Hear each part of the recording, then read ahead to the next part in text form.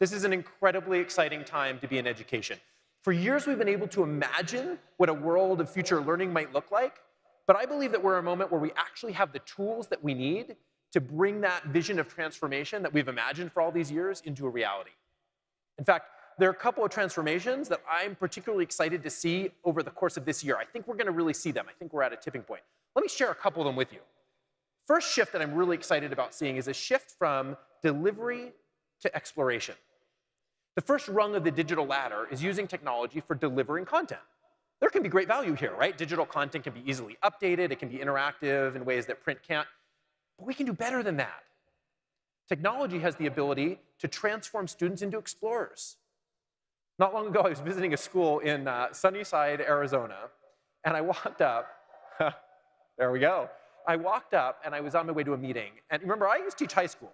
So I walk up and I see kids messing around with some plant outside the building. I know they're up to something they shouldn't be. So I do what all teachers do, right? You know, all teachers, they said, where are you supposed to be right now? Right, that's the universal like teacher thing when you're not doing what you're supposed to be doing. And they said, well, we're supposed to be in our biotech class. It took me a second because I actually didn't really know what that was. But I said, you know, good. I said, okay, well, should you get there? And they looked back and they said, oh, no, we are there. We're actually in our biotech class now. You see, we're using this device and we're taking genome samples of the plants around our school, and we're using a webcam to work remotely with researchers from a university to create a genome structure of the indigenous plant life around our school, and we're going to publish that in a peer-reviewed journal before we graduate. I said, you keep doing that. I'll still find my way to the meeting. Technology allows students to move from being content consumers to designers, builders, and explorers like these students here. The next shift that I'm really excited about is the shift from one size fits all to personalized. And yeah, somebody was excited about that. You are too. I love this idea because I believe that learning needs to be tailored for all students. Several years ago, I was visiting a school in New York, and I walked in, and I saw this classroom. Now, this classroom was interesting because, and it's a little hard to see in this picture, but we have the students out there that are in the front, and they're working together on a project using those computers. And then sort of in the back, mid-left, there's a teacher that's leading a small group instruction. And then between the cubbies, all the way in the back, you can see there's another group of students that are working on a project in the back over there. And they were all working on different activities. Now, what happened is about at the end of the class, a little music played, and everybody stopped, and they took a quick quiz. Now, this quiz didn't change their grade. It didn't affect any. All it was a quick test to see how they were doing that day on the concepts they were working on. And then the next day when they came in, you see that screen that's up on the top right there? That screen had all the kids' names. And they came in and it said where they were going to be and who they were going to be working with the next day based on what they had done the day before and where they needed help and where they needed to move on. It was awesome. Every night they customized and tailored the learning experience for the students for the next day. There's a whole bunch of ways to be able to personalize learning, but the point is we have the technology available to customize and tailor learning experiences for students to meet their interests, needs, and passion every day. And technology can make that happen. Third shift, using tech to close equity gaps. This is really the reason that I came into education in the first place. The learning opportunities for so many students, unfortunately, today are determined by the zip code they live in, the color of their skin, or the income of their parents. We've become entirely too complacent as a society with the status quo. And that's got to change. Technology can bring access by tools that connect tools that before only the wealthiest of communities could afford. This is a great picture here. These are students in Chattanooga. Now, Chattanooga, the schools there, they can't afford a scanning electron microscope. I don't know how many of you know how much a scanning electron microscope costs. I was just bidding on one on eBay in the back there. They're running about $1 million. So I'm just saying, there are some schools that have them, but Chattanooga wasn't one of them. So for years, those students simply wouldn't have had this opportunity. However, the mayor of Chattanooga, who I had a chance to meet, he had some foresight, and he said, we're going to connect every one of the schools in our town to ultra-high-speed internet, Internet 2. Turns out, USC had also connected to ultra-high-speed internet, and they had a scanning electron microscope. So what they did is they took an ultra-high-definition camera, one of the ones that used for like shooting high-def video in Hollywood, and they connected it to the top of the scanning electron microscope, and then they connected the students to a terminal in their school. And so from their school in Chattanooga, they could be conducting experiments on the scanning electron microscope in California. That's the power of using technology to bring equity, to bring opportunity to students that wouldn't happen otherwise. One more quick example. I got to give a Rhode Island example because I was just from Rhode Island up there. That's where I was working. It's my home state. I know we're a little far from there, but I gotta squeeze it in. When I was in Rhode Island, when I came to work in Rhode Island, we had 22 students in the entire state that passed the APCS test. Not surprisingly, they were all white, and they were all from our private schools. Once again, the neediest kids were left out. However, through technology, we were able to bring access to people who could help teach those computer science skills. We could teach all the kids to code. We made a goal. We said, we're going to teach computer science in every school in the state. This is a picture of me with the governor in a school called ACE Academy in Providence. This is one of the schools in one of the toughest neighborhoods in the state. And it was one of the first to start graduating students that had passed computer science tests. And they were now competing and on par with their peers in the wealthiest districts in our state. That's the power of using technology to close equity gaps. Now, as an organization, I believe ISTE's role is to help you accelerate these shifts and others. And our work has never been more important than it is now. There are 3 ways that we work to help you accelerate the future. We set the vision, we build community, and we provide learning opportunities. That's what ISTE is all about. Vision, community, and learning opportunities. These are the tools that we use to help you build the future. Now, let me just spend a minute giving you some updates on the things that we're doing in each of these areas, and maybe a couple previews of coming attractions for some things you'll see over the next year. So let's start with vision. We do this through the ISTE Standards. The standards establish a benchmark for how technology can be used to transform learning, not just digitize traditional practice. Last year, we released the updated student standards, which I just found out we had over 300 students participate in the process of designing the ISTE standards. So we put our money where our mouth is on that. And we've even streamlined the process for you to download these. You can get them for free. And for ISTE members, we're going to include a copy with your version of the July ISTE magazine. So you'll get a copy sent to you. And if you want a print version sooner than that, I hear we have some free copies at ISTE Central after this if you want to sneak out there. In case anybody thinks that learning standards aren't exciting, I know you all do. I know you all think learning standards are really exciting. But in case there's somebody out there who doesn't, wait till you see the video I'm about to show. Our friends at Vocabulary helped us create a rap version of the ISTE student standards. You ready? All right, let's watch.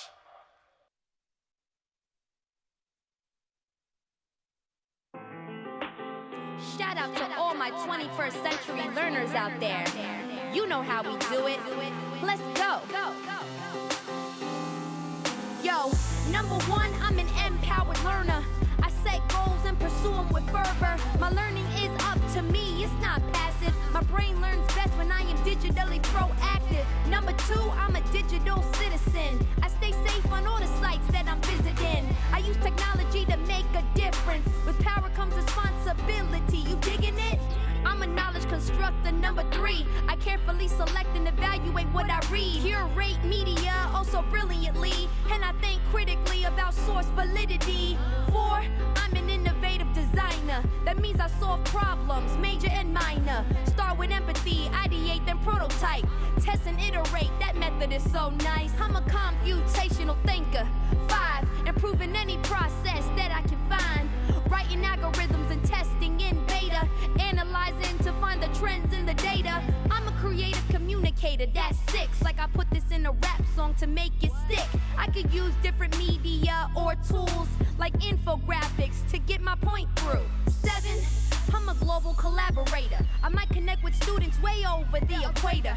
Digital tech makes the dream come true. Had a virtual field trip with a kid in Peru. That's 7 ways that I can be a lifelong learner in this 21st century.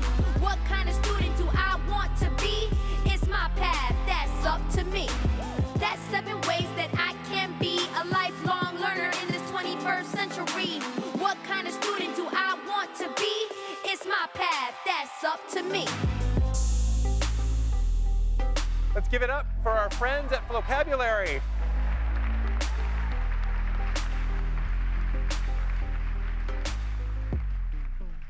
We thank the Vocabulary team for that awesome video, and that will be up on our website for anybody to download if you want to after this.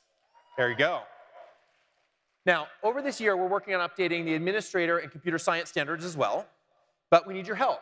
If you go to ISTE.org/standards, there's a survey where you can give some input right now, starting today, to help get us some ideas for what we should be thinking about. But today I'm excited to announce the release of our updated Educator standards. You can download them starting right now at ISTE.org/standards. I literally just heard my systems engineer yell back there because I just told 20,000 people to download a PDF at the same time in this room. So it might take you a minute or so to get them, but you will find those available, and they're available online, and also we will make sure that you get a print copy with the October issue of the magazine. I want to thank all of the people that participated in updating and redesigning the standards. Speaking of our magazine, we have some exciting news there too. The vision set by our standards is that technology should empower learning. Well, that's what we're about. We want to make sure it's reflected in everything we do. So today, we're unveiling our new magazine, The Empowered Learner.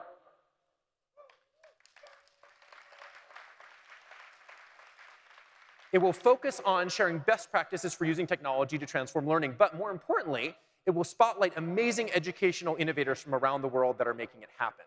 Like John Pierce, STEM innovator and coordinator, who's helping teach his students science by launching balloons into near space orbit. That's awesome. That'll be in there, as well as a whole bunch of other things, including Sarah, who's up after me, to do a great Ignite session on here. She'll be right in that. She's the main highlight for this first edition. So you'll be excited to see that when you get a copy.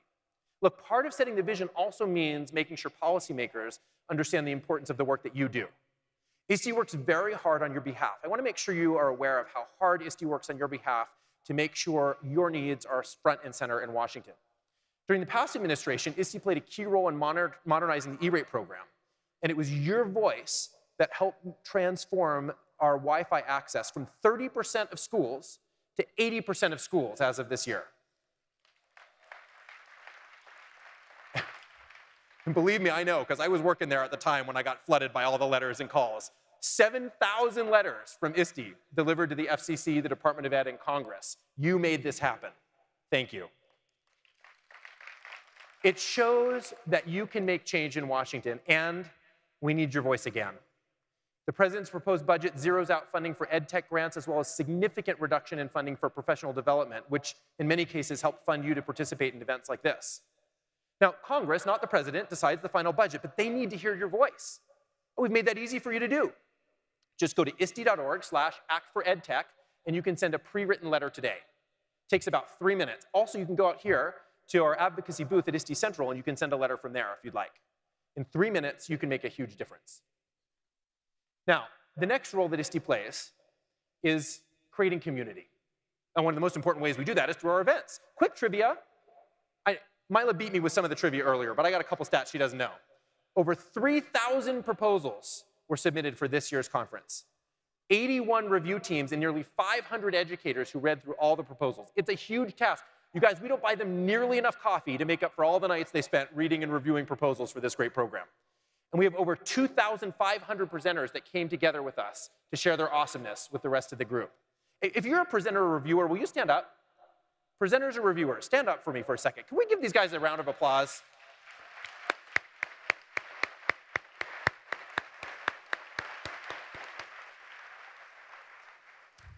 Thank you.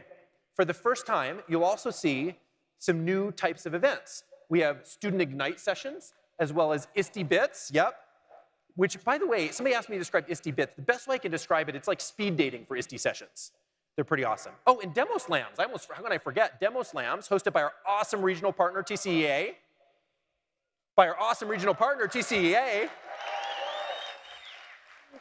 And we're announcing a new type of session for next year. Well, our team does an amazing job of curating our program. We believe that everyone should have a chance to weigh in. So for next year, we're holding a day's worth of sessions that you will decide. In December, watch for an invite and submit your ideas, and you will decide who fills those slots. We need your help with that. Now, while the content of the conference is awesome, we know that one of the most important reasons that you come is to make connections with other educators and tech leaders, and we want to make that easier too. So this year, we totally redesigned our mobile app to make it easier for you to collaborate. And one of my favorite parts of this is the ability to scan people's contact information right from their badge onto the address book of your phone. Now, you set what information you want to share, but then when you click on that, it'll scan it and it'll put it right in your, so you don't have to be writing it down, and you can create your network right from the mobile app by scanning the little QR code on your badges. So try it out, give us some feedback what you think of our new mobile app. Now for a preview of coming attractions. When it comes to events, the ISTE conference is the best education conference in the world, but in addition to our annual conference, there are some specific topics that are a bit more focused that I think we need to be addressing as educators. There are some areas that as an organization, I believe we have the responsibility to push the envelope a bit. So stay tuned for some new events this year that we'll be hosting where there are conversations that we feel need to be happening. If I say any more than that, my events team is going to come up and drag me off stage. We're just going to leave it at that, but there's more news coming there. Third area of focus is providing learning opportunities. There's a bunch of ways that we do this. One is we provide a new series of books. After the conference is over, we know that you don't stop learning and put it on pause until Chicago when our next conference rolls around. And so we have a whole variety of learning opportunities that we're teeing up right now to last you through that whole year. Of course, I know you go all kinds of other places, but we want to make sure we're part of the opportunity there for you. So we totally reinvested in our publishing team, and we have some great books that are coming out. We have 2 new series, one series focused on next-generation libraries, and one on computer science. In fact, the first book in that series we're going to release right now. It's called No Fear Coding by Heidi Williams, and it's awesome. Great book. We have copies of it out here available, and it'll be up on Amazon and on the ISTE store in a week or so. Another learning opportunity available for ISTE members that we're starting this year. So this year, we've started recording many of the sessions at the conference, and we're going to make all of those recordings available for members online for free. You'll have those starting in August. It takes a little bit of time. We've got a lot of sessions. We've got to cut all those down and get them up online. But about August, those will be available. We'll let you know. And after the learning is over, the conference is over, I think the best professional learning opportunity around is ISTE's Professional Learning Networks. Will you raise your hand if you've ever participated in an ISTE PLN? Yeah. So if you haven't, I saw some hands that didn't go up. Really? Some people haven't? OK, I saw some hands that didn't go up. PLNs, how can I describe them? They're like having a just-in-time team of education experts at your fingertips. Kind of like the Uber for PD. It's not cool to reference Uber anymore, is it? Sorry. They're like the Lyft for PD. Is that better? We'll change our talking points on that. I believe that PLNs are the future of professional learning. And we will be working with our PLN communities to develop new online learning activities to make it easier for new members to get up to speed on the PLN topics. So that's what we've been up to. Thank you. Our team is busy, and I honestly wish I could tell you more, but I don't want to take a minute away from Sarah Thomas, who's going to rock your world with her Ignite talk. So let me end with a final thought. William Gibson once said, "The future is already here, just not very evenly distributed." Nowhere is this more applicable than in education. The people in this room, you guys, you're the ones who have been inventing the future for years. And now it's time for all of us to put on a different hat. It's time for us to become future distributors. We got your back with updated standards, a new magazine, new books, new tools to help your voice reach our policymakers, an updated conference app, new types of sessions, and more coming soon. But let me end with my thanks. My thanks for the work you do, for being who you are, for being the inventors of the future. I can't wait to be a part of the conversation with you over the next few days and over the next few years. And with that, welcome to ISTE 17, y'all. Thank you.